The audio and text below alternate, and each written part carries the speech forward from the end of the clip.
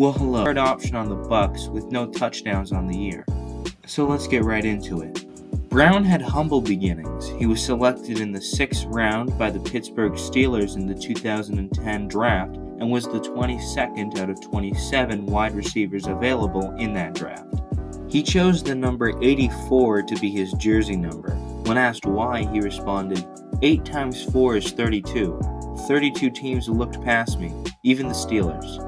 So every time I go out, there's a little added motivation. 2010 was a small year for Brown, although in the AFC Championship he did catch a 14-yard pass to help clinch a 24-19 lead over the New York Jets, which punched the Steelers' ticket to the Super Bowl, where they lost to the Green Bay Packers 31-25. Brown would have a record season in 2015 with over 1,800 receiving yards, 10 touchdowns, and a yard average of 13.5. In 2017, he signed a 5-year, $68 million extension with $19 million guaranteed. That contract would age like the city of Detroit itself. While the 2018 season was winding down, Brown got into an argument with quarterback Ben Roethlisberger and started skipping practices. This got him benched for the Week 17 matchup with the Bengals, and this is where our story goes downhill. After 8 years with the Steelers, training hard every day and becoming one of the best wide receivers in the entire league, Brown requested a trade. Originally, Brown was supposed to be traded to the Buffalo Bills, but he shot that idea down on social media, so it looked as though Brown may end up back with the Steelers. His legacy would be back on track. But then the Raiders became interested. A trade was made. The Steelers would trade Brown to the Raiders in exchange for a 3rd and 5th round pick in the 2019 draft. Brown was ready to make waves in Oakland and hit it off with management and quarterback Derek Carr. However, a botched cryotherapy session would leave Brown with frostbite and cause him to miss nearly all of training camp. And this is where I would like to introduce the other side of Antonio Brown. There's the hard-working athlete and the drama-causing diva. Say hello to the diva. Before the season started, Brown's favorite helmet got banned by the NFL for safety reasons. The same thing happened to Tom Brady, and he just got a new helmet. What did Brown do? He filed a grievance against the NFL and threatened to retire if he was forced to wear another helmet. Brown eventually found a replacement helmet, which was also rejected by the NFL. He then filed another grievance, which he also lost, but then finally agreed to wear the Zenith Shadow helmet for the 2019 season. And although Brown was close to paradise, he wouldn't quite get there.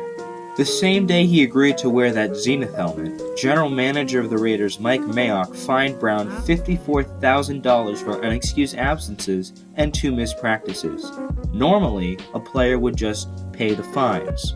But Brown posted the letter he received from Mayock to Instagram, a move that shocked the entire NFL.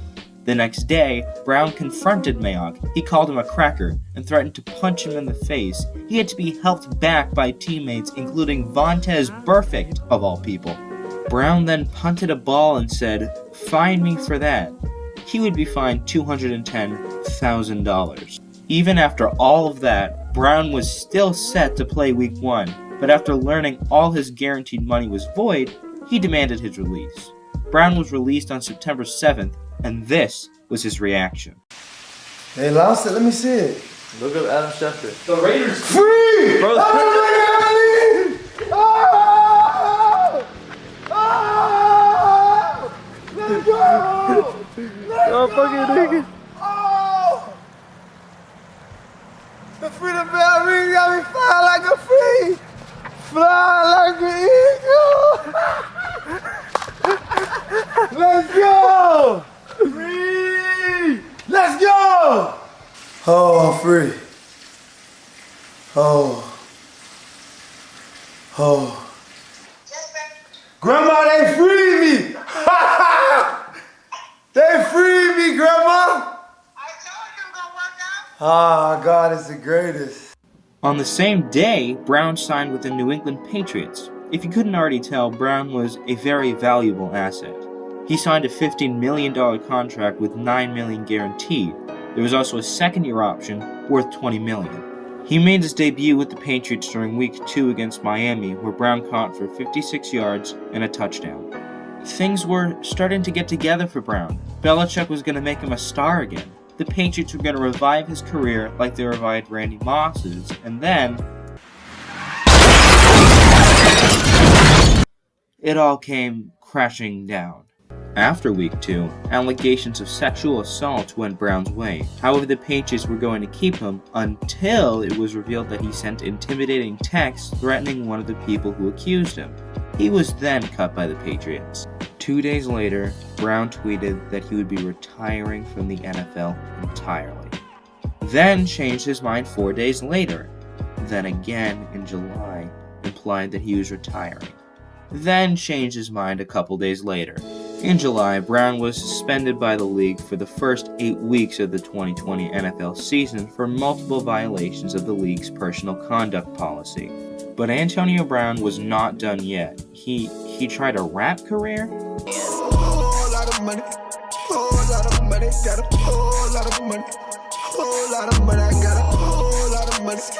But that didn't work out, so he went right back to football. Numerous teams were interested in Brown. The Seattle Seahawks were extremely interested. There were even rumors that he would sign back with New England, who needed help with wide receivers. But he decided to sign with the Tampa Bay Buccaneers, who were basically playing fantasy draft in Madden at this point, signing Tom Brady and whatever remained of Rob Gronkowski. His contract was a $1 million base salary, a far cry from the millions upon millions he was promised from the Steelers and Raiders. Brown has yet to get a touchdown or a game with over 100 yards with the Buccaneers.